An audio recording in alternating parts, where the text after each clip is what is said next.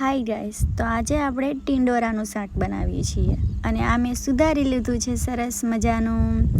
અને આ એનો મસાલો છે. મેં મસાલો પહેલાં જ રેડી કરી લીધો હતો. એમાં ટમેટાં, પછી આ મરચાં અને લસણનું પેસ્ટ છે, ધાણા ભાજી પણ છે. અને મેં મસાલા માટે જે મેં મસાલો બનાવ્યો છે ચેવડાનો, એમાં થોડી હલ્દી, નમક અને બધો મસાલો એમાં મિક્સ કરું. ધાણા જીરુંનો પાવડર છે, પછી બહુ મસ્ત મસાલો તૈયાર કર્યો છે. હું પણ પહેલી વાર બનાવું છું. થોડુંક નમક અને આગળ આજે મેં તેલ ગરમ કરવા મેલી દીધું છે. તેલ ગરમ થઈ ગયું છે અને એમાં મેં સૌથી પહેલાં જીરું અને રાઈ નાખી છે અને પછી મેં નાખ્યા છે ટિંડોરા. તો એને એકદમ આપણે પેસ્ટ થવા દઈએ છીએ. જેમ કે હું પણ પહેલી વાર બનાવું છું, જોઈએ છીએ કે કેવી સબ્જી બને છે અને હું તમને જરૂર કહીશ કે તમે પણ ટ્રાય કરો. તો ધીમા ગેસે મેં આને ચડવા દીધું છે થોડી વાર માટે. ચાલો, હવે એના માટે મેં જે મસાલો તૈયાર કર્યો તો એમાં હું સરસ મજાની લસણવાળી ચટણી મિક્સ કરવા માગું છું. એમાં લસણવાળી ચટણી મિક્સ કરી થોડીક લઈ તમે સ્વાદ અનુસાર લઈ શકો છો. તમારે કેટલી લેવી છે, તીખું કરવું છે કે પછી થોડુંક મોરું, તો તમે એમાં મસાલો જે છે એમાં નાખી શકો છો. અને આ મેં 1-2 વાર આમથી આમ હલાવી લીધું હતું ટિંડોરાને. જો કે એકદમ સોફ્ટ થઈ જાય છે, એકદમ થોડું ચડી જાય ત્યાં સુધી તમારે એને તેલમાં એમ જ ચડવા દેવાનું.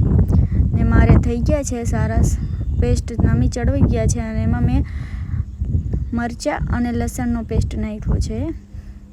તમે પણ નાખી શકો છો કે જે તમને ઠીક લાગે એ અનુસાર. થોડા મેં ટમેટાં પણ નાખ્યા છે, કેમકે મેં પહેલાં ટમેટાં ન નાખ્યા, કેમકે તો પછી ટિંડોરા ચડી ન શકે એવું મેં પણ યુટ્યુબમાં જ જોયો હતો વિડીયો. અને પછી જે આ મેં મસાલો રેડી કર્યો તો એને એકદમ મિક્સ કરી અને આ સબ્જીમાં નાખી દીધું છે. તો તમે જોઈ શકો છો કેટલો સરસ કલર આવ્યો છે એનો, અને સ્મેલ પણ સરસ આવે છે. તો એને બસ તેલમાં થોડી વાર માટે ચડવા દેવાનું, 2 મિનિટ માટે. તો એ એકદમ મસાલા મિક્સ થઈ જાય એમાં. પછી મેં થોડુંક પાણી ઉમેર્યું એમાં. તમે પણ પાણી રસાવાળું બનાવવું હોય તો થોડુંક વધારે ઉમેરો, અને બહુ રસો ન જોતો હોય તો મીડિયમ પાણી તમે નાખી શકો છો એમાં. તો ચાલો, હવે 5-10 મિનિટ માટે આને હું એમ જ ચડવા માટે મેલી દઉં છું. તો કહીશ, હું આ પહેલી વાર બનાવું છું શાક ટિંડોરાનું, અને ઘણીવાર બની ગયું છે. જો કે એનો સરસ કલર આવી ગયો છે, જોઈ શકો છો તમે.